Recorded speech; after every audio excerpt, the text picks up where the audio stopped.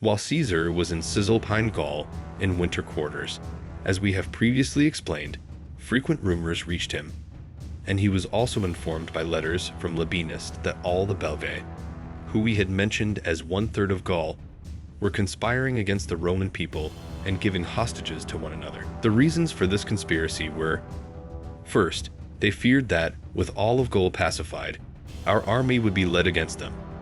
Second, they were being incited by some Gauls, partly those who, just as they did not want the Germans to remain in Gaul for a long time, were unhappy with the Roman army wintering and settling in Gaul, and partly those who, with their fickle and unstable minds, were eager for new leadership, and also partly because in Gaul, power was being seized by the more powerful and those who had the means to hire men, who could not easily achieve this under our rule. Disturbed by these reports and letters, Caesar enlisted 2 new legions in Cisalpine Gaul, and, at the beginning of summer, sent his legate Quintus Pedius to lead them into further Gaul. When sufficient fodder was available, he himself went to join the army. He ordered the Senones and other Gauls, who were neighbors to the Belgae, to find out what was happening among them and report back to him. They consistently reported that bands were being gathered and an army was being assembled in one place. At that point, Caesar did not doubt that he should march against them. After securing the grain supply, he moved his camp and, in about 15 days, reached the borders of the Belgae. When he arrived there unexpectedly and more quickly than anyone had anticipated, the Remi, who were the closest of the Belgae to Gaul, sent envoys Aetius and Andibrogius, the foremost men of their state, to him. They declared that they and all their possessions were placing themselves under the protection and power of the Roman people.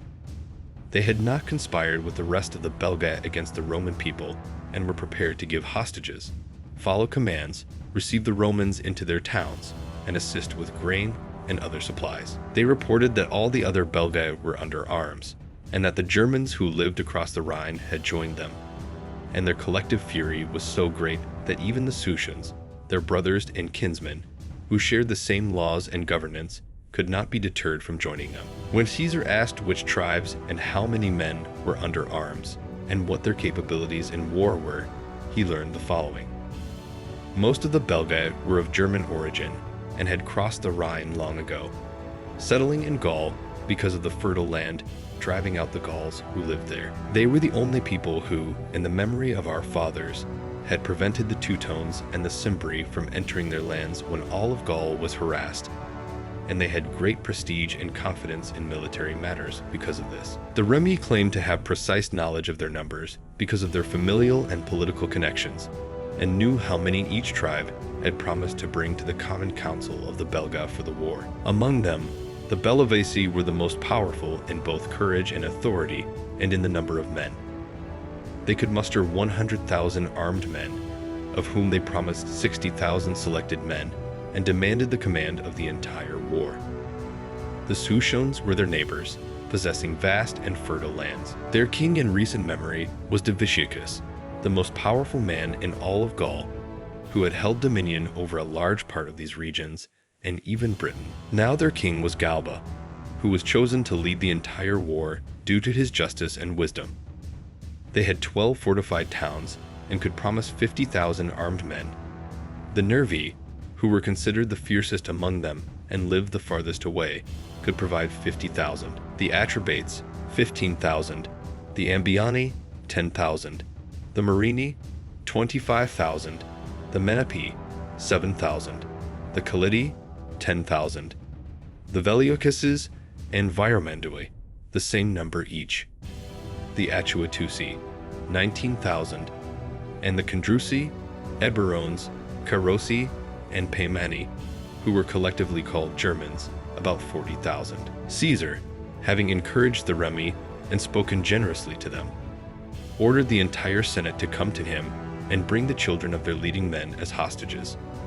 All these orders were promptly carried out. He then urged Diviciacus the Aeduan to take his forces into the lands of the Bellovaci and begin ravaging their fields, explaining how important it was for the Republic and the common safety to divide the enemy's forces, so they would not have to fight the entire multitude at once. After giving these orders, he sent Diviciacus away.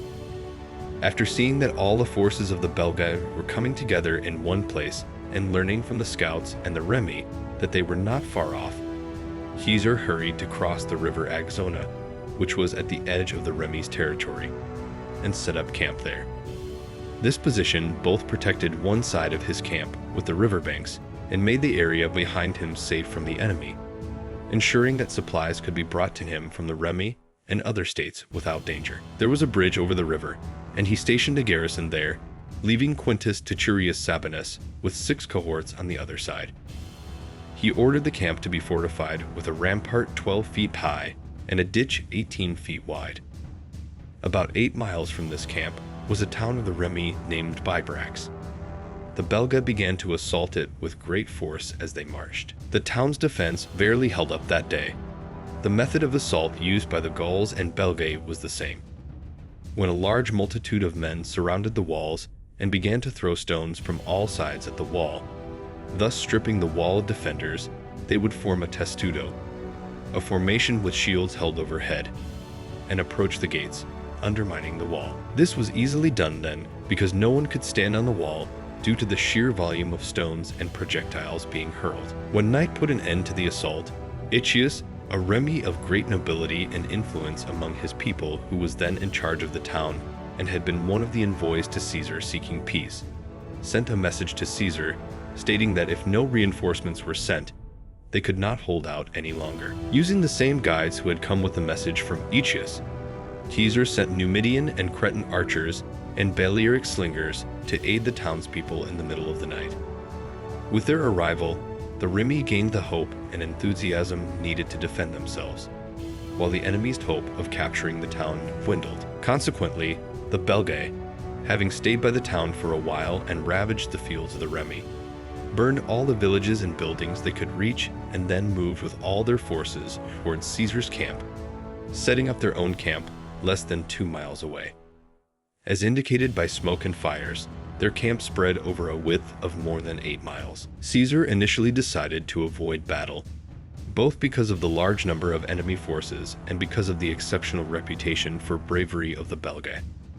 However, he engaged in daily cavalry skirmishes to test the enemy's strength and our own troops' daring. Once he realized our men were not inferior, he chose a naturally advantageous position in front of the camp for setting up the battle line, as the hill where the camp was located was slightly elevated from the plain and extended in width only as much as the line could cover.